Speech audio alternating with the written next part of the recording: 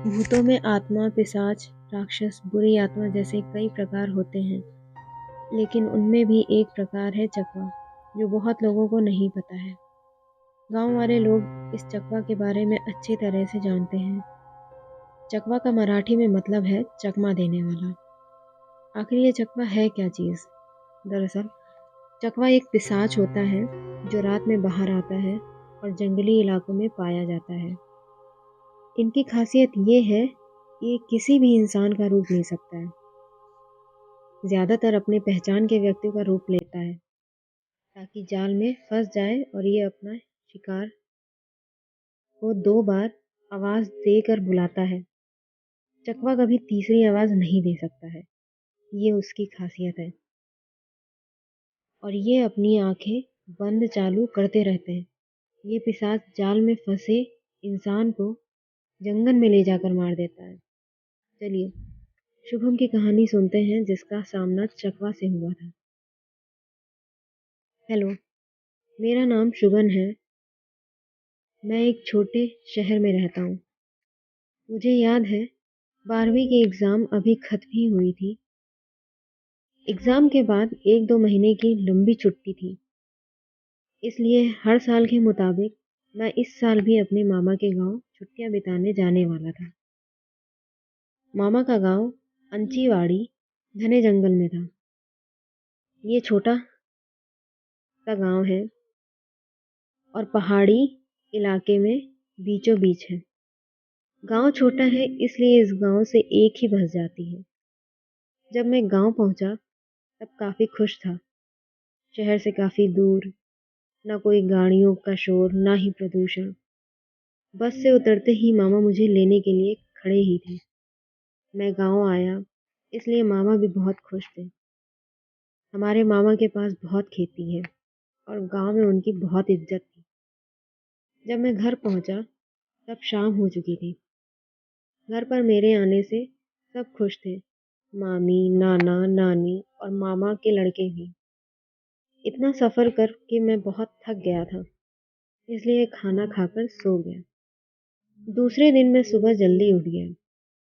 वैसे गांव में सुबह लोग जल्दी उठ जाते हैं। मामा के लड़के राजू और सुरेश मुझसे पहले उठ गए थे। वैसे वो उनका रोज़ का समय था। सुबह राजू और सुरेश जब चाय ले रहे थे, तब राजू बोला कि आज हम दोपहर को जंगली पहाड़ पर जाएंगे घूमने के लिए। ये सुनते ही मैं बहुत खुश हुआ क्योंकि मुझे एडवेंचर बहुत पसंद है। हमने ये प्लान मामी को बताया। मामी ने इजाज़त दे दी। हमारा प्लान शाम को आने का था, इसलिए मामी ने हम तीनों को टिफ़िन दे दिया। हम करीब 12 बजे के आसपास निकले। गर्मी का मौसम था, धीरे धीरे गर्मी बढ़ रही थी। हमें करीब 30 मिनट चलते हुए जाना था। हम गांव से बाहर निकले, फिर खेतों से होते हुए हम जंगल की तरफ पहुंच गए।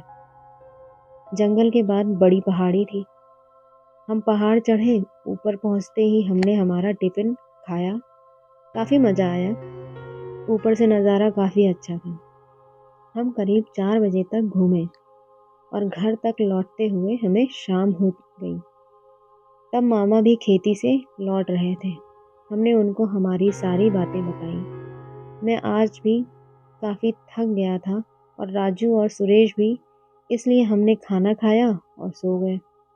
लेकिन आगे जो भी होने वाला था वो काफ़ी डरावना था। मुझे याद है उसी दिन करीब रात के 2:30 बजे मुझे सुरेश की आवाज़ आई और मैं जाग गया।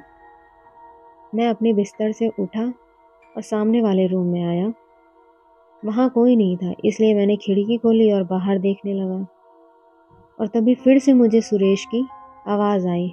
वो घनी झाड़ियों के पीछे खड़ा था। मैंने सोचा ये इतनी रात को बाहर क्या कर रहा है। मैंने लाइट जलाई और दरवाज़ा खोलकर बाहर गया। लेकिन मैंने जो देखा वो काफ़ी डराने वाला था। वो सुरेश तो था, लेकिन लग नहीं रहा था। वो अपनी आंखें बंद चालू कर रहा था। मैंने कहा, अरे सुरेश, तुम इतनी रात को बाहर क्या कर रहे हो? वो बोला कि शुभम, मेरा मोबाइल फ़ोन पहाड़ी पर रह गया है, चलो चलते हैं लेने को। मैं गुस्से से बोला, तुम्हें समय का पता है क्या हुआ है? ये कहते हुए मेरी नज़रें उसके पैरों की तरफ गईं। दोस्तों, जो मैंने देखा उससे मैं करीब बेहोश होने वाला था। उसके पैर उल्टे थे। ये देखकर मैं जोर से चिल्लाया। जैसे ही मैं चिल्लाया, घर वाले सब उठ गए, मामा मामी सब। मैं अचानक ज़मीन पर गिर गया और वो डरावना सुरेश वहाँ से गायब हो गया। मुझे मामा ने उठाया। वहाँ सुरेश और रमेश दोनों खड़े थे। शक्ल से काफ़ी डरे हुए लग रहे थे। मैं गुस्से से बोला, क्या तुम्हें यही टाइम मिला मजाक करने को? सुरेश बोला, नहीं शुभम, मैं अभी उठा हूँ तुम्हारी आवाज़ से। ये सुनकर मैं तो कांपने लगा। मामा ने मुझे उठाया और घर में बैठाया और पूछने लगे, क्या हुआ था शुभम? मैंने सारी कहानी बताई। सबके चेहरे पर डर साफ नज़र आ रहा था। तभी मामा ने मुझे सोने को कहा। मानो मामा को सब पता है, लेकिन डर के मारे नींद नहीं आई। सुबह जब मैं उठा तब मामा घर पर ही थे। आज वो खेती में नहीं गए। जब मैं चाय ले रहा था तब उन्होंने मुझे बुलाया और बोले, रात में तुम जिससे मिले वो एक पिशाच चकवा था। ये सुनकर मेरे नीचे से ज़मीन खिसक गई दोस्तों।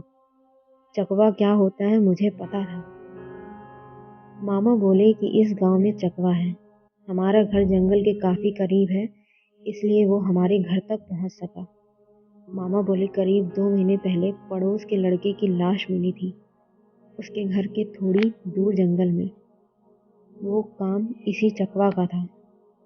शायद उस पिशाच ने तुम्हें जंगल में देख लिया था, इसलिए वो यहाँ घर तक पहुँचा।